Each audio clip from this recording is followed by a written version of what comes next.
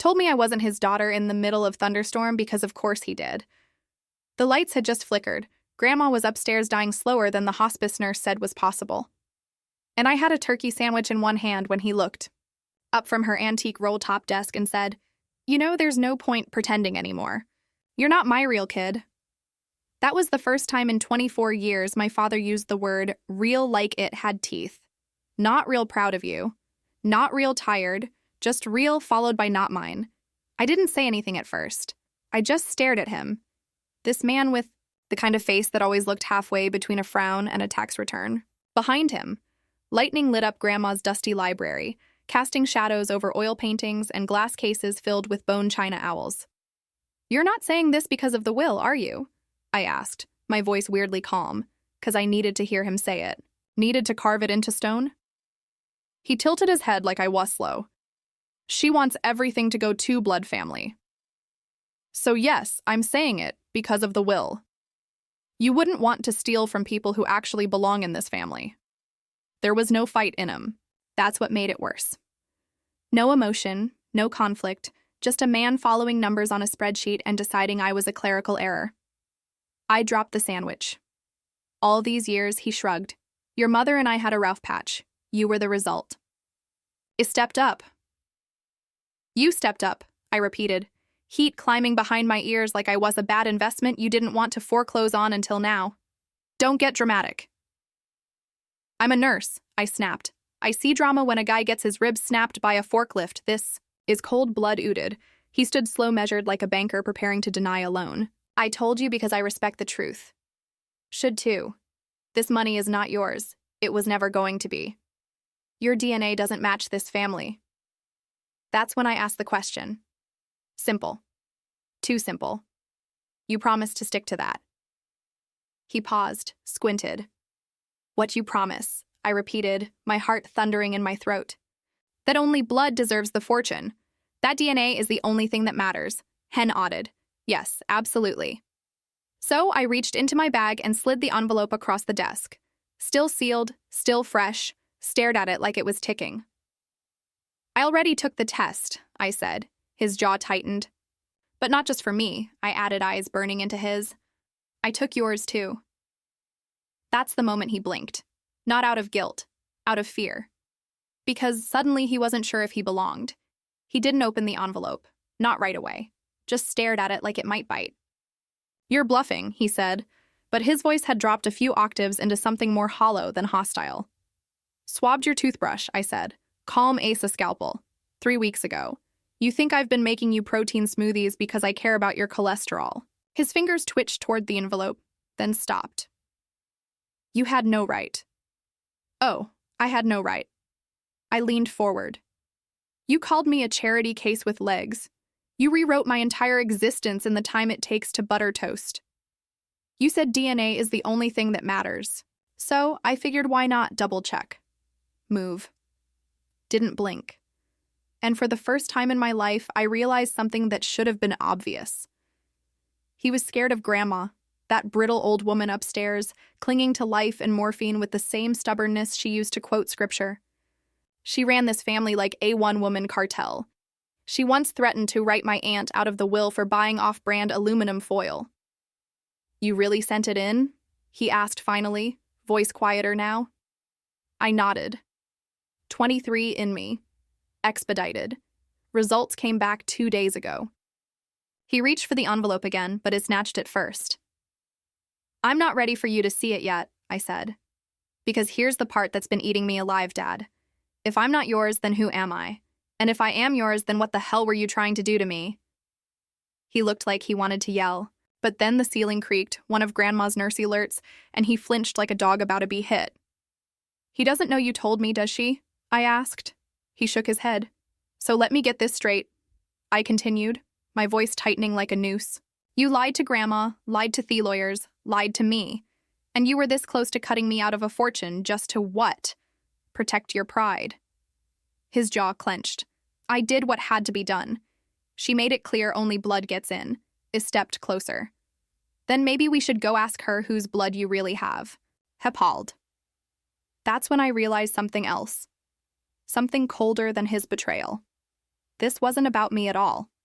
This was about him hiding a secret even bigger than the one he just dumped on me. And that DNA envelope, it might take down more than just my place in the will. He followed me up the stairs like a man walking to his own execution. Slow, stiff, and trying not to make noise that might wake the dead or Grandma. Her bedroom door was cracked open. Scent of menthol rub and old roses leaking into the hallway like a memory you couldn't scrub out.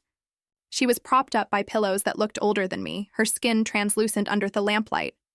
Veins like faded road maps under thin parchment. And she was awake. Of course she was. Your father looks like he's seen a ghost. She rasped without looking at us. Either that or he himself. Which is it, Calvin? He cleared his throat. Mom, we need toe talk.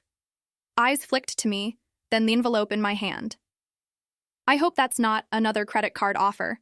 I told you I don't need points. I need a damn coffin discount. I almost laughed. Almost. Instead, I stepped in, shut the door behind us, and placed the envelope gently on her nightstand, next to the morphine button. This is a DNA test, Isaiah, mine and Dad's. Her eyes narrowed. The air changed like the room knew something bad was about to be unpacked. Didn't do it to be dramatic, I added. He told me I wasn't his biological daughter. Said it like he was canceling subscription. Said you only wanted blood in the will. She didn't react at first. Then she turned to Calvin like she was aiming a shotgun. You told her she had a right to know, he muttered, defensive now. Funny how you discovered the truth right after I told you the money skips to her if you die first. My heart kicked against my ribs. Wait, what?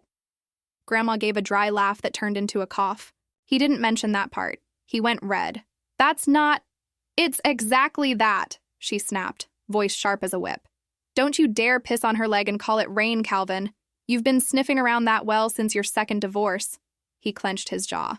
She's not mine, Ma. She held up a trembling hand, then opened the damn envelope. Silence. He stared at it like it was going to detonate, then slowly, reluctantly tore it open. The silence stretched. I counted heartbeats. 14. 15. And then he read it, and then he froze, not just in shock and horror. Grandma looked between us. Well, he swallowed. She's not mine. I felt the floor tilt beneath me, but Grandma just leaned back, eyes glittering. I know, she said calmly. You're not mine either. The room split in half. Calvin blinked like someone just hit him with a brick. What? She pointed at the report. Check the bottom, sweetheart. I had all the DNA done. Yours too? Cross-match 3 ways? He fumbled, flipped, red, and turned gray. You always thought I loved your sister more, she said. Truth is, I knew she was mine. You were someone else's mess, but I raised you anyway. I stared at her. So, wait. He's not your biological son. She smiled through cracked lips. Everyone lies about blood until someone brings receipts. Calvin looked like he was going to collapse. I wasn't done yet. Because there was another test in my bag. And it didn't just answer who I belonged to. It answered why the man who raised me was trying so hard to erase me. The second envelope wasn't labeled. No brand, no barcode, just plain white, sealed with tape and tension. I pulled it from my bag like a magician dragging the final trick from a hat soaked in gasoline. Calvin flinched the moment he saw it, like he already knew what it was, or worse. Pointed to this one, I said slowly, is from 2 weeks ago. Different lab, private, no online accounts, just Anime and a result. He backed up a step. You need to stop. But Grandma, that crypt keeper queen in her hospital bed, leaned forward like she just ordered pay-per-view. Don't. Let's finish the show. I held the envelope in both hands, heart pounding, mouth dry as cotton. I hadn't opened it. I'd wanted to. God almost torn it open in the ER bathroom during a double shift. But something told me to wait. Now I was glad I had. This one proves who my biological father really is. The air changed again, charged like a wire had been cut loose in the walls. Calvin's eyes darted to the door. I stepped closer. You told me mom had a fling, that you graciously raised me out of the goodness of your heart, but you left something out. He said nothing, so I kept going. Found an old journal. Mom's tucked in a box of cookbooks she meant to donate. Between the pie recipes and New Year's resolutions, there was one entry from around the time I was born. His hands balled into fists. I quoted it word for word. C tried to make me choose him or the baby. He said no one could ever know that it would ruin everything if it got out. Grandma's eyebrows lifted slow and deliberate. C? She asked. Calvin. Ice had never said the full name, but I matched the timing, the stress, the fact that she moved back in with you.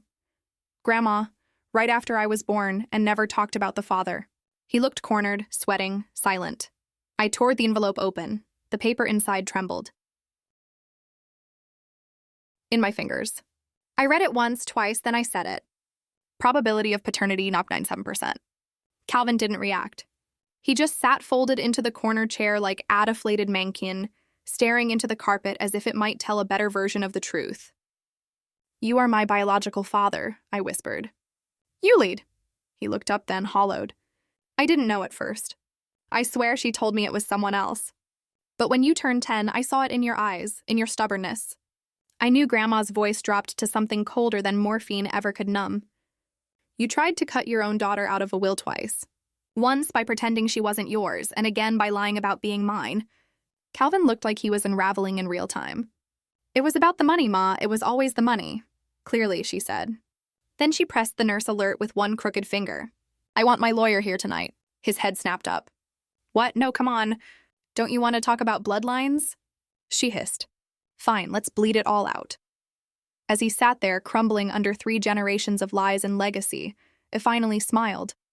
Because the truth hadn't just come out. It had chosen sides. They made Calvin leave that night. Not with shouting, not with security dragging Haim out by the elbows.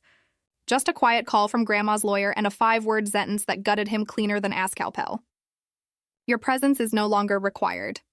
He didn't argue, just stood wooden and slow. Walked out like gravity had doubled around him. The front door closed behind him like a coffin lid. And then it was just me and Grandma. You didn't cry, she said after a long silence. I shrugged, still numb. Didn't feel like he deserved the water. She gave a dry, wheezing laugh. That's my girl. I sat beside her. The morphine pump clicked once. She didn't flinch. I spent most of my life trying to impress a man who didn't even want to admit I was his, he said quietly. And now I find out he was worse than I ever thought. Not just upset, deliberate. Grandma looked at me, eyes pale but sharp. Thiemen in this family, hell, most men in families like ours treat bloodlines like ATM pins. But the truth is, none of them know what real loyalty costs. I met her gazy. Why didn't you ever tell me? She looked away then, I suspected, but I couldn't prove it. And your mother made him swear never to bring it up. She was afraid of him. Not because he'd hurt her. He never raised a hand, but because he knew how to erase. People, names, histories. That's exactly what he tried to do to me. She nodded until you reversed it. Another silence passed, but this one didn't feel empty. It felt braced like the quiet before a wave. Then she said, he's going to fight it. I blinked. You mean the will? She turned her head slowly. Everything, the money, the name, his version of thestery, fine lawyers, smear campaigns, twisted half-truths. He spent his whole life crafting this legacy, and now it's cracked wide open because you handed him the truth like a loaded gun. My stomach twisted. I didn't do it for the money. I know that, she said, grabbing my hand with surprising strength. But don't you think for 1 second that makes you safe? I squeezed her hand back. Then what do I do? You don't run, she said, you dig deeper. That's when she nodded to the drawer on her nightstand. I opened it and found a photo old, curled at the edges. A man I didn't recognize standing next to my mom in front of a cheap motel, arm around her waist, matching grins, and in the bottom corner, the date, a full 2 months after I was born. What is this? I asked, my voice shaking. Your mother lied to more than just Calvin, Grandma said. That man. He might be your real father. The room swayed, stared at the photo again, and realized the worst part. He looked exactly like me. The motel in the photo still existed. I Googled it that same night. Heart-punching holes through my ribs. Sunrise and weekly rates, nor funds. It had a neon sign with 2 flickering letters and a Yelp review that said bloodstains on the ceiling, might return. I drove out the next morning, not because I had a plan, because I had to. It was 2 hours west, past the cornfields and forgotten towns that always smelled like rust and regret. The parking lot was gravel and broken beer bottles. The front office had bars on the windows and a bell that didn't work. I showed the photo to the desk clerk. A woman with pink acrylic nails and a neck tattoo that said Angel. Recognize him? I asked, pointing to the man beside my mother. She squinted, chewing on a straw. Maybe that guy came around back in the 90s. Real charmer or cowboy boots and talked like he was allergic to silence. Name? She shrugged. Went by Rick or Rich. Something with A&R paid cash. Stayed with a pretty lady who always left crying. My throat closed. Did he ever say where he was from? She tapped the edge of the counter, said he was a contractor. Had a truck with Ohio plates. You looking for him? I think he's my father. Hairy brows arched. Oh, honey, that guy. He nodded once. She whistled low. You poor thing. And then fate wasn't done dragging its muddy boots through my life. She turned around, dug under a drawer, and pulled out a yellowed, grease-stained guest ledger from 1999. Don't ask why I keep this crap, she muttered. But some nights drunks pay me in lottery tickets and nostalgia. She flipped through it, page by page, until there. She pointed. Room 6, July 17th through 22nd, R. Mason. Phone number blurred, but the address clear. Camden, Ohio, thank you, I whispered, folding the page into my pocket like it was radioactive. She leaned in. Be careful, that man walked like he owed death a favor. Camden was smaller than Thamotel. It had one gas station, a post office, and a bar called Spillway Joe's that looked like it doubled as a crime scene on Tuesdays. I drove straight to the address. A farmhouse, 2 stories, paint peeling, truck in the driveway, front porch with a rocking chair that rocked on its own. Parked, got out, heart louder than my footsteps. And then he stepped outside. Same face, same eyes, and the way he looked at me like his past had just materialized on the porch with a mouth and a question. You're her kid, he said before I could speak. I nodded. He sighed. I was wondering when this day had come. You knew he looked away, I suspected. But she told me to disappear. She lied to everyone. Told Calvin I was his. Let him raise me. His mouth twisted. Always wash her safety net. I was her mistake. No, I said louder than I meant. You were the only one who didn't lie. You just left, I didn't leave. He turned toward me, eyes sharp now. I was erased. She made him swear I'd never come near you.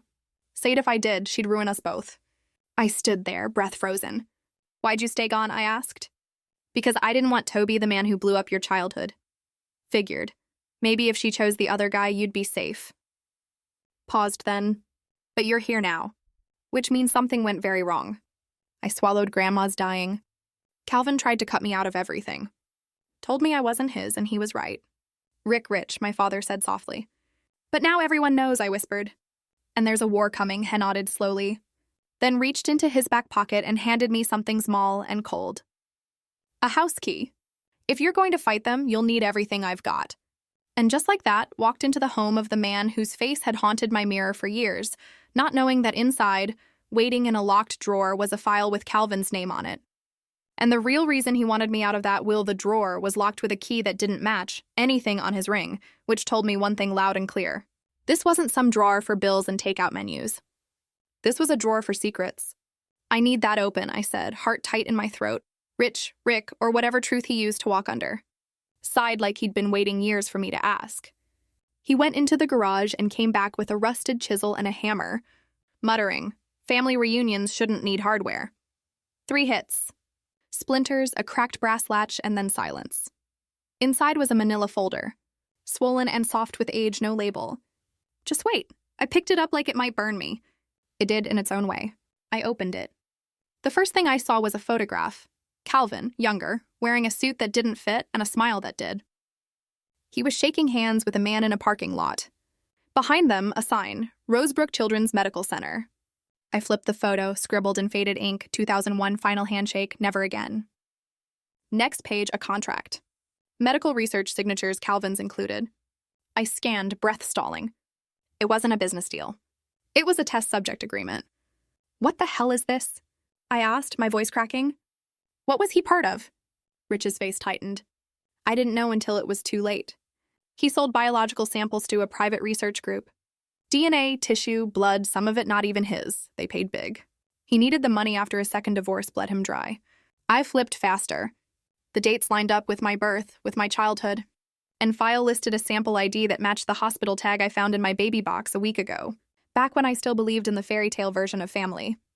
Oh my God, my knees buckled. He used me. He thought you weren't his, Rich said softly. He told the lab you were an anonymous control sample. But when their salts started coming back weird, unusual markers, rare phenotypes, they wanted more. So he kept giving them more blood work, saliva, bone density scans. I only found out when a whistleblower mailed me part of the contract after your mom died. I stared at the pages. Hundreds of thousands of dollars in deposits, all tied to initials and coded reports. Why didn't you tell someone? I demanded. Go to the police. He shook his head. Statute of limitations. Heberide the trail. And you were a minor. I didn't want them pulling you into some lawsuit you didn't understand. Didn't even know if you wanted me in your life. I looked at him, fury boiling up through the cracks in my chest. He cut me out of the will, I said, after using me to fund his life. After lying to me, to Grandma, to everyone. Rich stepped forward. Then take it all. Take everything. The will, the house, the name. He built his world on your blood. Time to tear it down. I didn't answer. I just stood there, holding a folder full of my stolen childhood, staring out the window at ASCII that looked ready to crack. Because now Calvin wasn't just an arranged liar. He was a man with something left to lose, and I was the only person alive who could make sure he lost all of it. The funeral was 2 weeks later. Grandma passed quietly, the morphine keeping her somewhere between scripture and sleep. She died with my hand in hers, whispering something about fire always finding its way home. Calvin didn't show. He couldn't. Not after the letter she left him. I stood at the podium wearing her pearls and a poker face. The church smelled like old hymnals and wet wood. And the whispers started the moment I walked in. The disowned daughter, the illegitimate one, the heir. I read Grandma's will out loud. Not the whole thing, just the parts that mattered.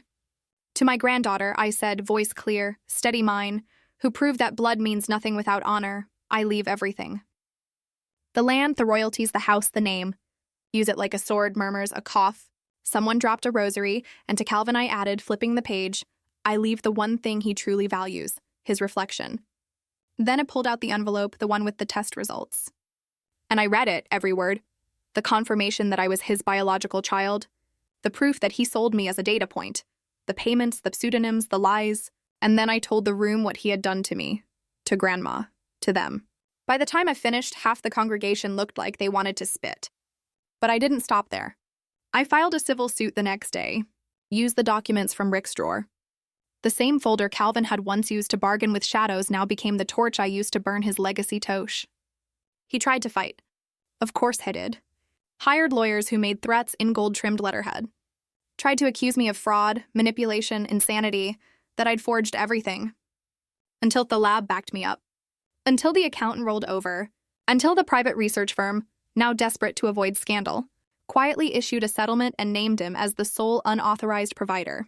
He lost everything. His license, his reputation, and whatever friends he had left. The last I heard, he moved to Florida and started teaching high school biology under a new name. The irony writes itself. As for me, kept Grandma's house, renovated the library, framed the DNA test and the original will, and hung them side by side. One labeled blood, the other justice. Sometimes I still hear her voice in that room saying things like, people like Calvin never expect their prey to grow teeth. And she was right.